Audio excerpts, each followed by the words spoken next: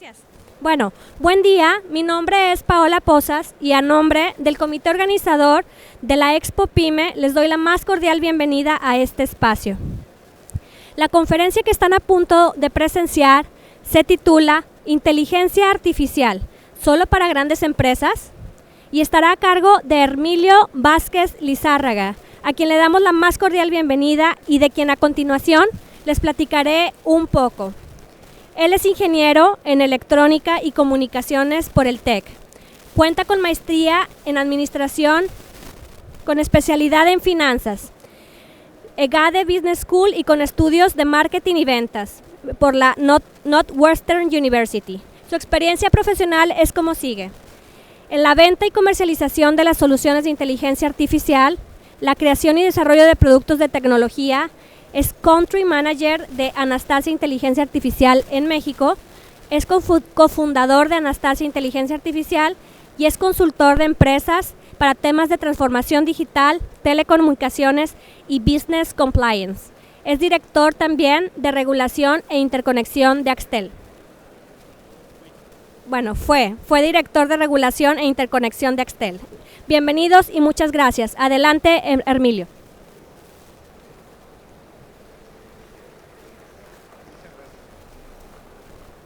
Muchas gracias. Buenas tardes. Primero que nada, muchas gracias a Expo PYME por la invitación y a ustedes por tomarse el tiempo de escucharme un ratito. El día de hoy quiero hablarles de un mito que me gustaría derribar, que es el hecho de que la inteligencia artificial es solo para grandes empresas. Y la razón de esto es porque la inteligencia artificial es una ciencia, una metaciencia que está tocando todas las áreas de la actividad del ser humano y evidentemente de su actividad económica, y está causando brechas significativas entre aquellos que la están usando y aquellos que no la están usando. Y generalmente, como sucede con la tecnología, que es un tema que avanza muy rápido, puede ser que exista mucho miedo, cierto temor del poder utilizar estas capacidades tecnológicas en los negocios, y eso es natural. Entonces, en tal sentido, lo que me gustaría hacer durante la presentación es platicarles un poco qué es la inteligencia artificial, por qué se dice que hace lo que hace o por qué está teniendo tanto impacto en la actividad humana. Y después llevarles y platicarles un poco de los ejemplos que en mi experiencia como emprendedor y como consultor de empresas hemos estado viendo en áreas de pequeña y mediana empresa a través de inteligencia artificial. Lo primero es la definición de inteligencia. Esta la hago porque siempre me la preguntan, ¿qué es la inteligencia artificial? Y la inteligencia artificial, como la inteligencia humana, tienen el mismo problema, que todavía no hay una certeza, una definición exacta de qué es inteligencia. A mí me gusta decir que la inteligencia es el producto de las habilidades que uno adquiere a través de ciertos contextos con los que interactúa. Y de esa misma manera va generando ciertas relaciones entre nuestras actividades, nuestras acciones cognitivas, nuestras destrezas manuales, de lenguaje, etc. Lo mismo sucede con la inteligencia artificial. Es esa capacidad que tienen ahora las máquinas de poder aprender o de poder entrenarse a partir de eventos que ocurren en el contexto en el que se desenvuelven y que empiezan a resolver problemas asociados a esos contextos y empiezan a coordinar ciertas actividades que pueden ser de visión, de destreza, manos robóticas, por ejemplo, o de lenguaje, por poner algo. Hoy día, la tecnología, lo que estamos observando, es que es posible entrenar máquinas sin necesidad de escribir código, que están aprendiendo a partir de estos eventos con los que uno los está alimentando. Por eso decimos que para poder tener un buen resultado en un proceso de inteligencia artificial, lo primordial son datos, y lo primordial también es tener una guía correcta para hacer que esos datos y esos eventos puedan generar un resultado. A ese proceso, si les interesa un poquito más técnico, se le llama el Machine Learning. No pretendo meterme a eso porque es un poquito más complejo, pero puesto para responder preguntas al final si hubiera. ¿Por qué es tan importante lo siguiente? Decía yo que meterte un poquito a la teoría, de repente es útil. El hombre ha estado tratando de poder modelar la inteligencia del humano. El descubrimiento de la inteligencia artificial parte al final del siglo de los 1888, cuando los científicos pueden descubrir o modelar, más que modelar, descubrir el tema de las neuronas del cerebro. Y a partir de entonces empieza una carrera por modelar y después llevar al proceso matemático esas capacidades que tienen las neuronas para resolver los problemas. Dije matemático porque la matemática es la única ciencia o la disciplina del conocimiento humano, de la actividad humana, que tiene resultados que son incontrovertibles. 2 más 2 es 4, 3 por 2 es 6, y no hay nadie que te pueda rebatir esa circunstancia. Y lo mismo ocurre de alguna manera cuando esa capacidad de llevar la matemática a áreas del conocimiento que pueden impactar otras actividades se vuelve relevante, esto empieza a tener cambios sustanciales. Y para mí el ejemplo histórico de esto es cuando Maxwell pudo llevar las leyes del electromagnetismo para hacer las fórmulas matemáticas y las empezó a aplicar, las empezó a dar a conocer para que otras personas pudieran resolver otros problemas. Y a partir de eso tenemos generaciones de eléctrica, teléfono, televisor, transistores, comunicaciones satelitales, internet, brazos robóticos, autos eléctricos y todas las cosas que la tecnología está generando. No es casualidad que, por ejemplo, todas las empresas o el 10% de nuestra actividad económica venga de empresas de tecnología. Y esto, de alguna manera, tiene importancia o tiene relevancia en el contexto que les estoy platicando con lo que ha ocurrido en los últimos 11, 10 años en relación a la aplicación de las matemáticas en inteligencia artificial. En el 2011, por un evento, puede decirse de fortuna o de suerte, los científicos empezaron a resolver problemas que habían considerado muy difíciles o casi imposibles de resolver a través de inteligencia artificial, a través de redes neuronales complejas. Y al investigar estos eventos se dieron cuenta que habían cruzado ciertos eventos matemáticos, ciertos thresholds en los cuales era posible responder o contestar preguntas complejas con fórmulas muy simples.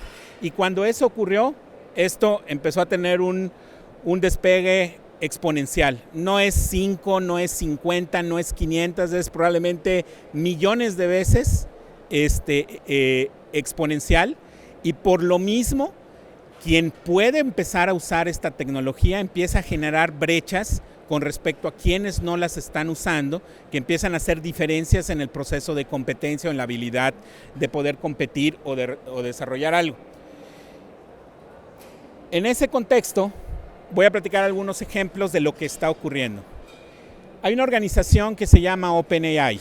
Esta organización está fondeada por gente de mucho dinero, principalmente personas como Elon Musk, que están fondeando estos procesos de investigación.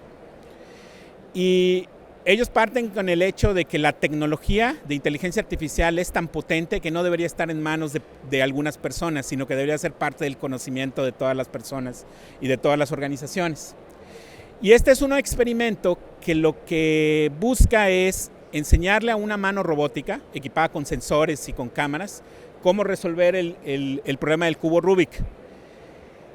Y la máquina, lo que empezaron a entender es que a partir de los videos la máquina aprendió a mover y a generar cierta destreza en el movimiento de las partes para poder resolver el problema. Y lo que en lo personal a mí más me impactó es que la máquina se tardó 48 horas en adquirir la misma habilidad que un humano dedicado a esto pudiera haber invertido en 3 años. Entonces, el potencial de la máquina para aprender y para adaptarse a esas circunstancias es sumamente fuerte. Si lo dibujara y haciendo una analogía, como decía uno de mis hijos, a las películas de Marvel, de este Doctor Strange que está generando distintos modelos a partir del conocimiento y de las posibles teorías de para dónde se pueden mover las cosas, es una abstracción de cómo las máquinas puedan estar o están aprendiendo hoy día. Así como este ejemplo, existen actividades que antes habíamos considerado que eran exclusivas del humano, por ejemplo la creatividad, para resolver problemas. Esta es una compañía que se llama Copy AI. Lo que hace Copy es, tú le das instrucciones, por ejemplo, de tu producto y te genera una campaña de marketing. Te da los títulos, te da los mensajes. Y todavía te pregunta en qué idioma lo quieres. Entonces, de esa misma forma, hoy es posible poder construir historias, cuentos, incluso videos, a partir de textos que uno le da en lineamientos que suenan perfectamente coherentes y que pueden aplicar a cualquier parte del mundo. Si no lo han intentado, de verdad, chéquenlo, está muy impresionante. OpenAI también tiene investigaciones, se llama Wall-E. Es un servicio en el cual una persona le da contextos de una imagen que quiere y la máquina produce esas imágenes de acuerdo a esas instrucciones y puede cambiar el estilo, la imagen. Si yo quiero un astronauta con un arcoíris, me lo dibuja, por ejemplo. Y así como está para actividades creativas, también está para actividades bélicas. Hoy existen armas, misiles, esto es algo que se está usando en la guerra de Ucrania, en donde uno le puede decir cuál es el objetivo que está buscando o que quiere eliminar, y el misil, sin necesidad de tener línea de vista o identificarlo visualmente, está dando vueltas en un formato idle hasta que encuentra ese blanco que se le instruyó y lo destruye, lo cual cambia completamente el panorama de cómo se conoce la guerra. Este es un ejemplo de lo que está sucediendo hoy día.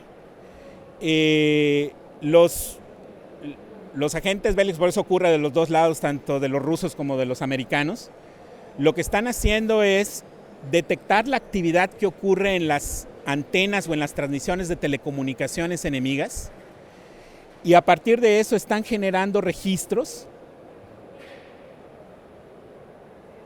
de los eventos que acompañan esas transmisiones, y con eso están desarrollando modelos de inteligencia artificial para producir eventos o situaciones que pudieran ocurrir, y con eso darle sugerencias al comandante para poder realizar esas acciones, las más probables, y con eso ser más efectivo en el uso de sus recursos bélicos. Y esto de alguna manera cambia completamente el paradigma, al menos a mí, en el contexto, por ejemplo, de las películas donde veníamos al coronel con sus planos en la mesa tomando decisiones. De alguna manera ya es distinto, porque tienes a la inteligencia artificial y a las computadoras dando las opciones sobre las cuales se tiene que manejar la estrategia. Entonces, lo que estamos viendo es que la inteligencia artificial está en todos lados. La estamos encontrando en la educación, en la salud, en la guerra, en la economía, etc. Y dado que las máquinas pueden aprender mucho más rápido que nosotros, nunca olvidan lo que ocurre, lo que aprenden, están probando distintos escenarios todo el tiempo, etcétera, se vuelven tan potentes que empiezan a generar posibilidades que antes no teníamos. Pero también hay que tener un poco de contexto o de realidad en lo que está ocurriendo. Probablemente algunos de ustedes no ubican este personaje. En mi infancia eran los personajes del cine más populares. Es el Terminator, es una máquina que es capaz de integrar, ¿se acuerdan? Del brazo mecánico, de la visión, del sensar las ondas que existían alrededor, de localizar a su objetivo y eliminarlo, etcétera, que pareciera que ese era el futuro. Aunque es el futuro, la realidad es que todavía está muy lejano de ser realidad. Hay un efecto de Hollywood que nos vendió que la tecnología de inteligencia artificial era capaz de resolver todos los problemas con una sola entidad. La realidad no es así. La realidad es que la inteligencia artificial todavía requiere de algo muy concreto, que es el humano. Y la inteligencia artificial es buena solo y exclusivamente para resolver problemas para los cuales fue creada. Los científicos todavía tienen muchos problemas tratando de integrar todas estas tecnologías para generar una solución óptima para distintas entidades. Y por eso no hay que perder de vista y hay que perderle el miedo. La inteligencia artificial, como cualquier tecnología, está al servicio de los humanos. Los humanos somos esa entidad que tiene la capacidad de poder coordinarla, orquestarla, gestarla para resolver esos problemas que se nos presentan. La inteligencia artificial está teniendo aplicaciones hoy día para muchos problemas, casi todas las industrias, como les decía. Las principales siguen siendo la industria del consumo, el CPG, los productos que consumimos a diario, el retail significativamente, la banca, el transporte, la agricultura, la medicina, la educación, etc. Esta imagen es de un reporte de McKinsey, que es un consultor muy reconocido a nivel mundial, que hace un análisis de las posibles inversiones que se van a realizar para resolver problemas en estos sectores en los próximos 10 años. ¿Y qué problemas están resolviendo? Están resolviendo problemas que tienen que ver, estos son solo algunos, con la ciberseguridad, con la predicción de precios, que es un problema sumamente complejo, qué vender, cuándo vender, cómo se mueven los mercados internacionales, la optimización de las rutas de transporte. Seguramente muchos de ustedes son usuarios de Waze y existen muchos servicios de transportes ultra especializados, por ejemplo, para flotillas o para carga. Atención de clientes, seguramente hemos tenido oportunidad de conversar a través de chats con entidades que son creadas para este propósito, todavía con algunas dificultades que se notan cuando interactuamos con ellas. Predicción de la demanda, qué voy a vender, cuándo lo voy a vender, a quién se lo voy a vender. Predicción y gestión de inventarios, cuándo rompen mis inventarios, cuándo tengo que reponer, en qué momento. Recomendación de productos, que quizás es uno de los problemas más complejos, dado que Hermilo visitó la farmacia, qué producto es el que le puedo ofertar en ese momento, o dado que Hermilo consultó el webpage, qué producto es el que le puedo recomendar, o mi vendedor que está en la calle, qué producto le puedo ofrecer en la conversación a ese cliente cuando lo estoy visitando. Segmentación de clientes, que me permiten mejorar mis procesos de oferta comercial, por ejemplo. Y todos estos ejemplos pareciera que solamente son, de alguna manera, problemas de las grandes empresas, pero que en realidad son problemas que todos los que somos pequeños y medianos compartimos. Y cuando uno trata de resolver estos problemas con tecnologías como la inteligencia artificial, nos sucede lo que yo represento como el problema de la Fórmula 1.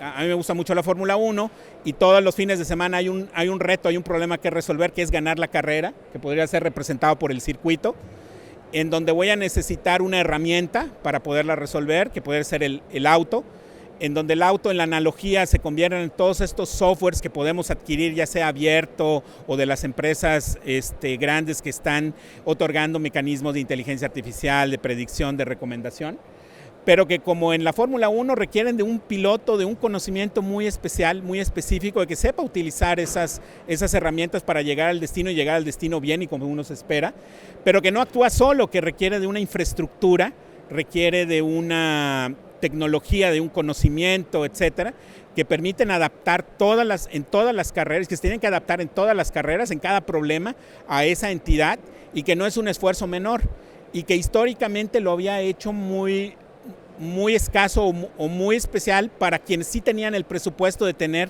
toda esta infraestructura en las organizaciones, que se traduce en matemáticos, en actuarios, en científicos de datos, en ingenieros de software, más recientemente ingenieros en inteligencia artificial, manejo de seguridad, etcétera, que además son puestos que son demasiado caros y son escasos.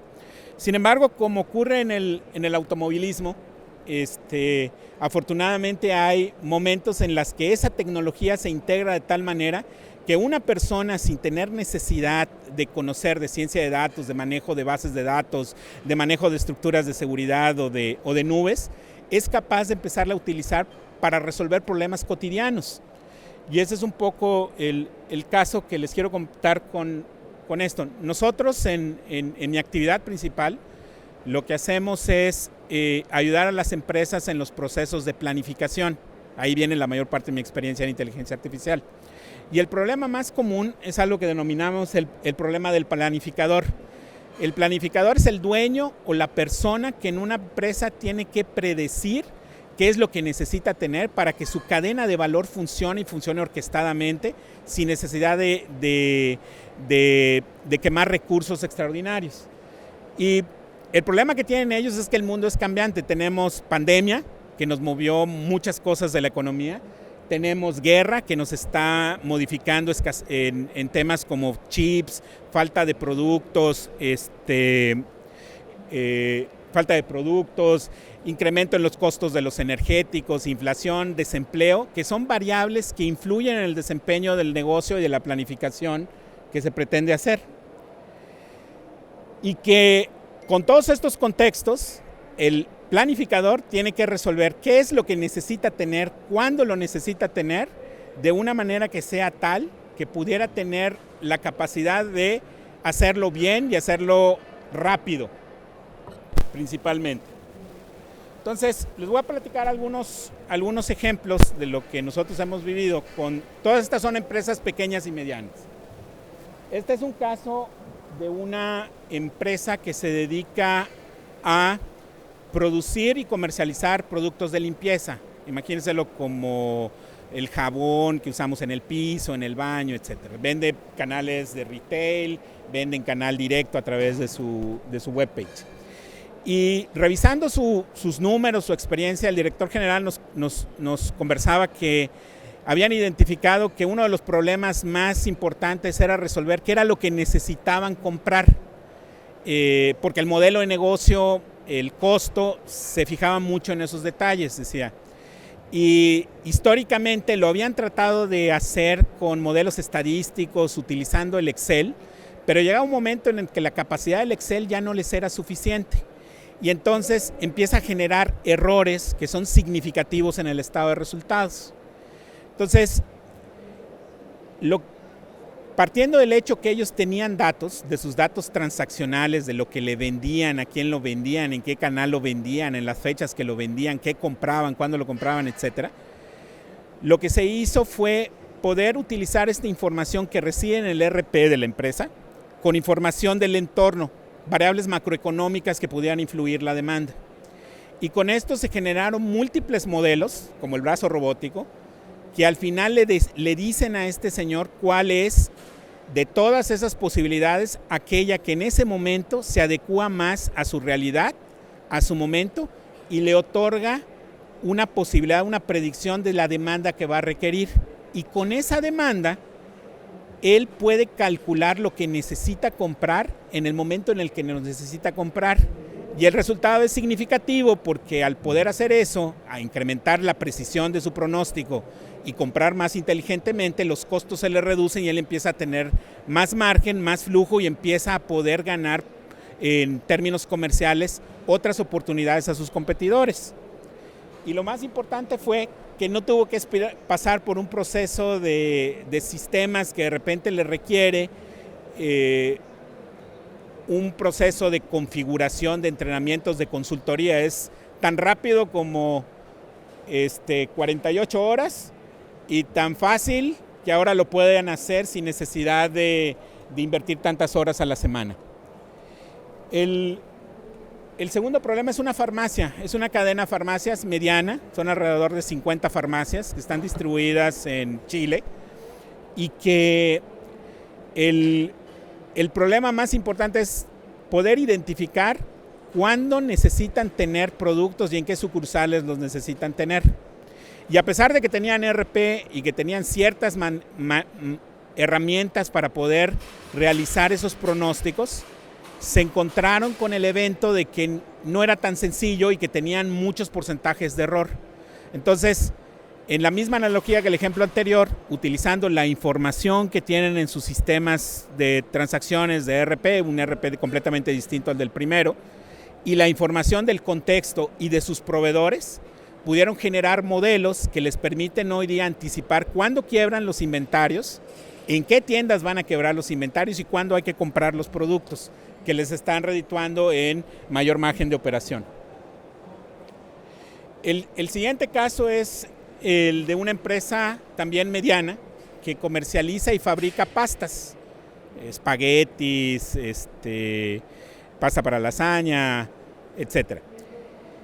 Y ellos lo que nos lo que me comentaban cuando empezamos a trabajar con ellos es que a Benjamín, que es el encargado de la planificación, decía, a mí no me interesa lo que va a pasar mañana o lo que va a pasar la siguiente semana. A mí lo que me interesa es saber lo que va a pasar dentro de 3 o 6 meses. Porque cuando yo hago el pronóstico, que además es muy complejo porque tengo que poner qué producto, en qué tienda, en qué canal, etcétera, que se pueden hacer hasta 40,000 distintas combinaciones a predecir. El problema que me genera es que lo que yo haga hoy para comprar esos 3 meses ya no lo puedo cambiar porque tengo que poner una orden a un proveedor que en 3 meses o 6 meses me va a entregar. Entonces tengo que ser lo más asertivo posible en esa orden que voy a tomar, y ese manejo del riesgo, ese manejo de la incertidumbre es un problema para nosotros. Entonces, además me platicaba que para poder hacer eso era casi 40 horas de una semana de un equipo de casi 4 personas que estaban desde las 8 de la mañana hasta el final del día laboral en un Excel, checando línea por línea qué iban a comprar y cuánto iban a comprar. Y casi siempre me decía, me terminan regañando porque no le pego al número, porque quedo muy, muy lejano de la realidad. Tengo producto que se echa a perder, si no lo vendo se echa a perder. Tengo productos que luego tengo que rematar, y el rematar productos también tiene un costo, la liquidación de los productos. Y lo que hicimos con ellos fue generar un modelo de predicción de largo plazo, muy rápido, que lo que le permite hacer a Benjamín es poder realizar sus compras con más exactitud. Y de golpe, en la primera vuelta, la reducción del error fue significativa, casi 10% de error con respecto a lo que traía antes. Y ese 10% se empieza a reflejar en el EBITDA, en el margen de operación de esa empresa. Y también un proceso muy, muy rápido. Y este es uno de los casos que más me gusta. Es un matrimonio, Daniel y Miriam, que en su etapa de jubilación, de retiro, decidieron invertir todos sus ahorros en la creación de un negocio que vende shampoos y tijeritas, liguitas y todas estas cosas que usan los perritos de estética de perros. Y el negocio les empezó a ir bien, al grado que instalaron un ERP, están vendiendo casi $500,000 al año. Pero decía doña Miriam, y quiero recalcar esto, es un matrimonio, es una pareja que no ha tenido cursos de transformación digital, no ha tomado ningún proceso de tecnología, no son nativos digitales, ellos no nacieron con iPads y computadoras, etcétera, se tuvieron que formar. Y me decía la señora Miriam que para ella era muy importante poder predecir lo que necesitaba comprar, porque tenía una razón muy fuerte en su flujo de efectivo y en su capital de trabajo. Decía, a lo mejor en un almacén muy grande, si alguien se equivoca en lo que está comprando, no pasa nada. Si acaso lo despiden, lo regañan, pero la empresa permanece. En el caso de las pequeñas y medianas empresas, o micro como ella se dice, el tema es distinto. Porque si yo me equivoco en la cantidad de producto que tengo que comprar, a lo mejor no tiene mucha relevancia, pero hay unos que sí. Yo puedo no llegar a pagar la nómina del mes, porque estoy muy estrecha en mi flujo de efectivo, o incluso podría llegar a la calle. Y en ese proceso, nos decía que tuve que convencer a su marido, como suelen hacerlo las señoras, con esa intuición y esas habilidades que tienen, y le decía, si está generando resultados algo y nos permite ser más competitivos y más eficientes, ¿por qué no usarlos? Finalmente ya estamos en el siglo XXI y los problemas del siglo XXI deberíamos atenderlos con tecnología del siglo XXI. Y el resultado de doña Miriam es que el negocio puede hacer las compras de manera más específica y las puede hacer por semana y las puede hacer sin mucho proceso de trabajo humano, de generación de modelos, etcétera, que le permiten ser más competitivo, que le permiten llegar mejor a sus clientes, de cumplir mejor sus compromisos, etcétera.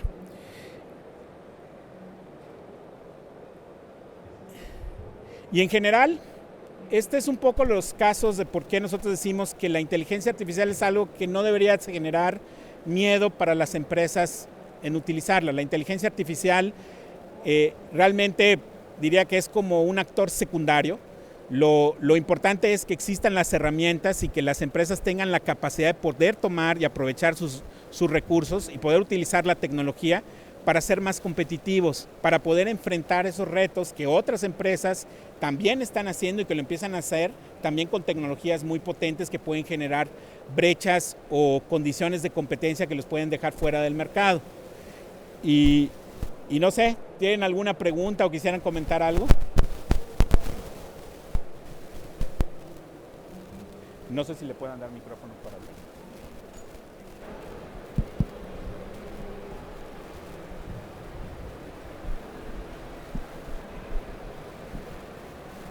Sí, buenas tardes.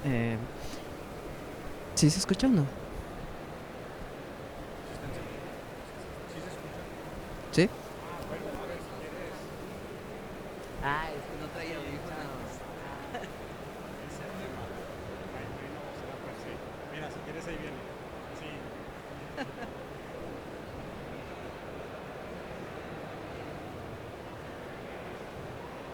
Ahí disculpe la vuelta. La pregunta que me surge con respecto a todo este contexto es si de pura casualidad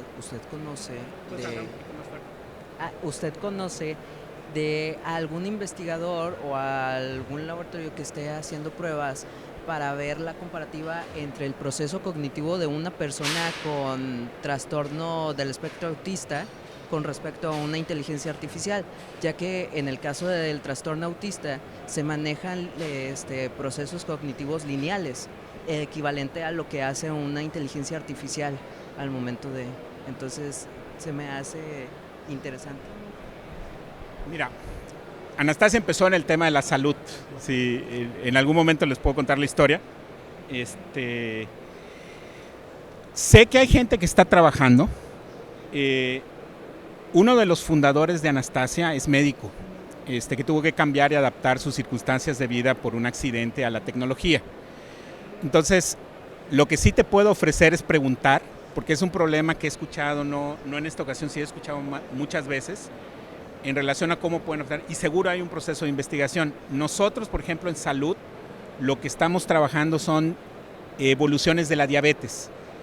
A partir de eventos que afortunadamente los análisis de sangre tienen, porque es la información más estructurada que existe en el ambiente médico, lo que hacemos son modelos que permiten predecir cómo una persona va a evolucionar en el tiempo, y lo que pretende es ayudar al médico a mejorar ese diagnóstico para poder hacer el tratamiento y evitar que exista alguna complicación, o incluso, desde un punto de vista más terrenal, cómo administrar los recursos de ese servicio médico en el tema de los exámenes o de las capacidades que puede llegar a tener para evitar o que sean muy costoso o que le estén repitiendo exámenes que el paciente no necesita. Pero me quedo, si quieres ahorita te doy mi tarjeta para platicar. ¿Alguna pregunta?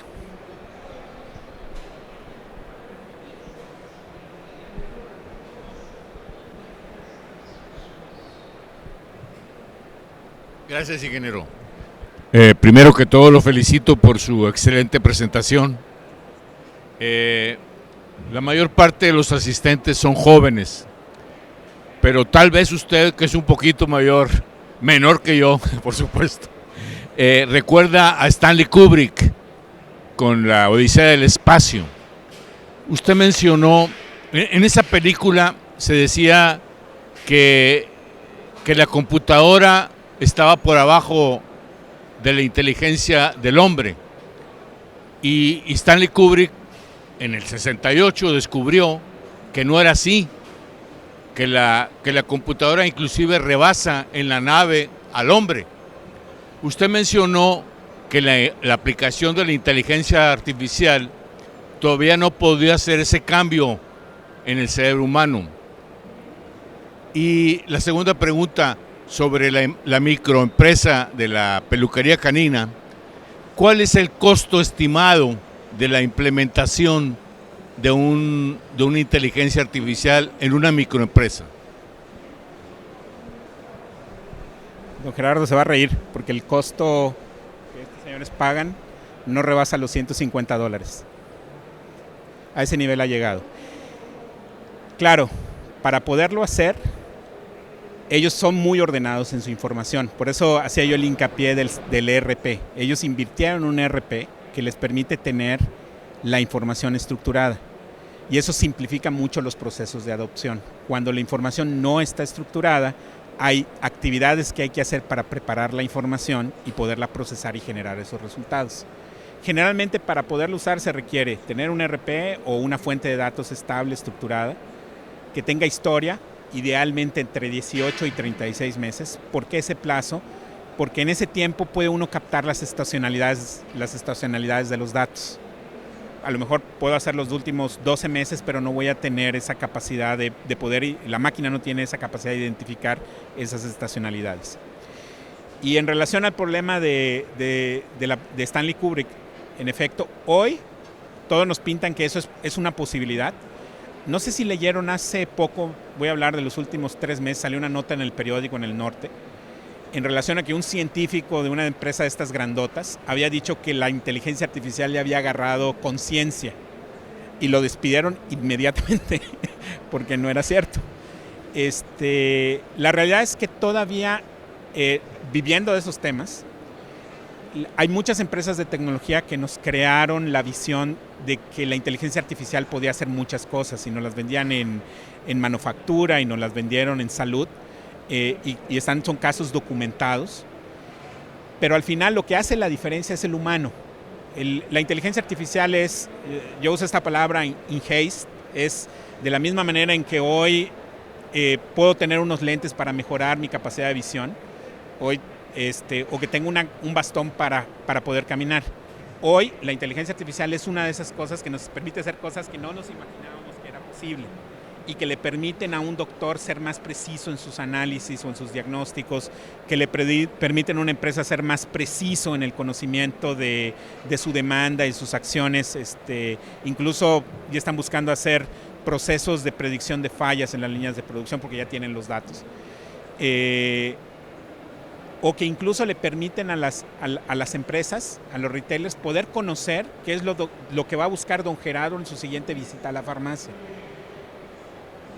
Aunque existen esas tecnologías, todavía requieren del humano, que es el que las está integrando, las está gestionando, porque también estamos entendiendo para qué sirven y cómo se conectan. Sí. No sé si alguien más tiene otra pregunta. Más, si quieres yo se lo llevo. Ya. ¿Quién acá? Gracias. Quería saber, gracias por la explicación, llegué un poco tarde, pero agarré todo muy bien. Y quería saber, para una microempresa nueva, ¿quién tienes que reclutar? Claro, es muy buena pregunta. Si yo tuviera que empezar hoy el negocio con todo lo que ya sé y todo lo que ya eché a perder, te diría que hay que ser muy ordenados en los datos, en los registros. Esto es un poquito de lo que se llama gobierno de datos. ¿Para qué quieres la información? Yo estoy en problemas de cadena de suministro principalmente. Entonces yo te diría, si fuera a hacer el tema que principalmente es la estimación de la demanda o qué le voy a vender a un cliente, hay que ser muy ordenados en mis procesos de venta. El registro de quién es mi cliente, el registro de las fechas, el formato en el que me guardan las fechas, cómo registro quién es qué producto me está comprando, cómo registro las cantidades que me está comprando.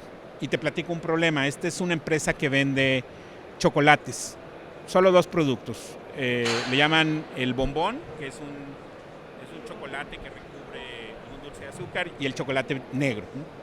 Y entonces, cuando quisieron hacer el proceso de predicción de demanda, se encontraron con un evento que el equipo comercial no les había comentado. Y esto era muy simple. Cada vez que hay una promoción por el 14 de febrero, la Navidad, el Día de la Madre, etc., ellos hacen paquetes distintos.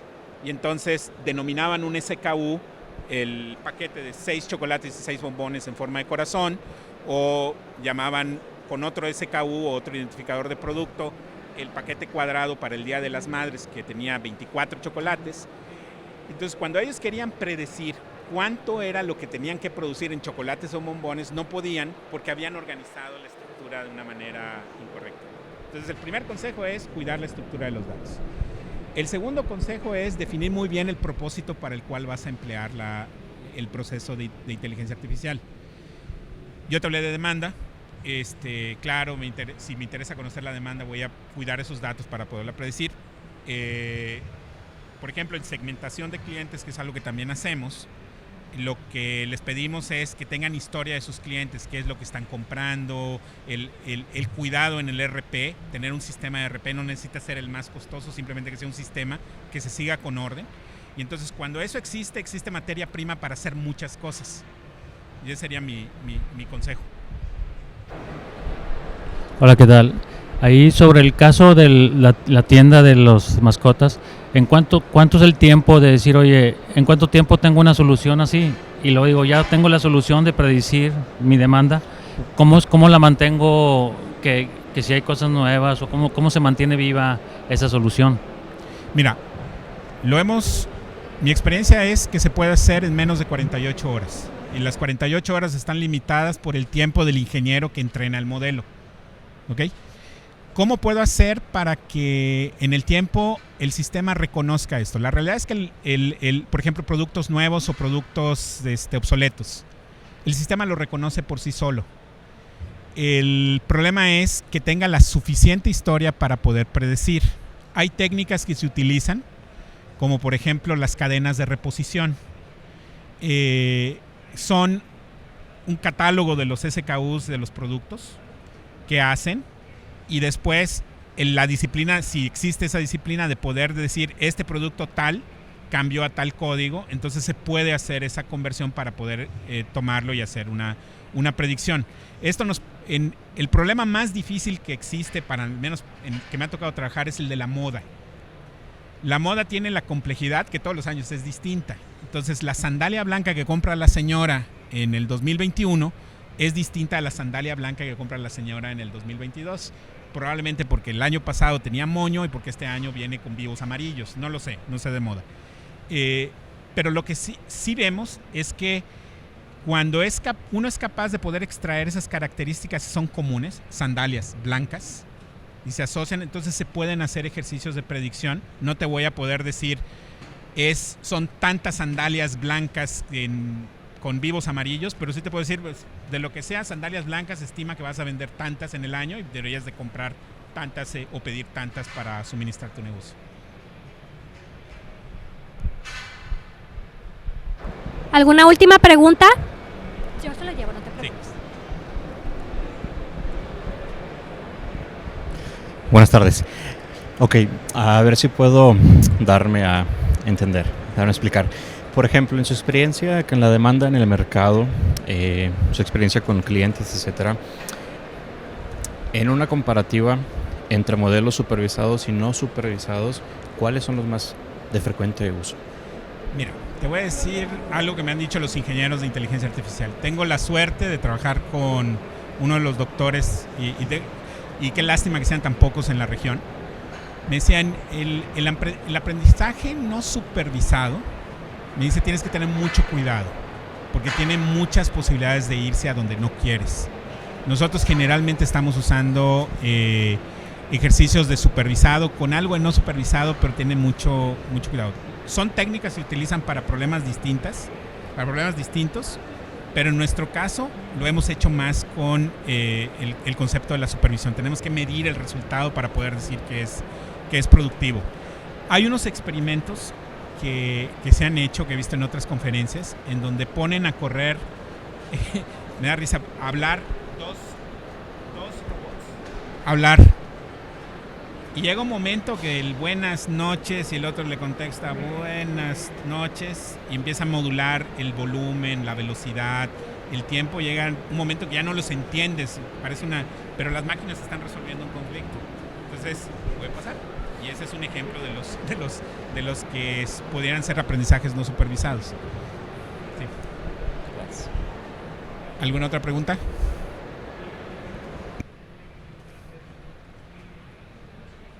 Si quieren, pásenle el micrófono, por favor. Y es una más, allá. ¿Ah, no? Ok. Bueno, pues si no hay más preguntas para Hermilio, le agradecemos por habernos compartido esta charla y también a todos ustedes por su asistencia. Les recuerdo contestar nuestra encuesta que aparece en pantalla a través de este código QR, por favor, para evaluar la conferencia, y les invitamos a consultar el programa de conferencias para que nos acompañen a todas las actividades que tendremos a lo largo de esta expo. De igual manera, los invitamos a hacer un recorrido por toda nuestra área de exposición. Muchas gracias, Hermilio, y buenas tardes. Buenas tardes.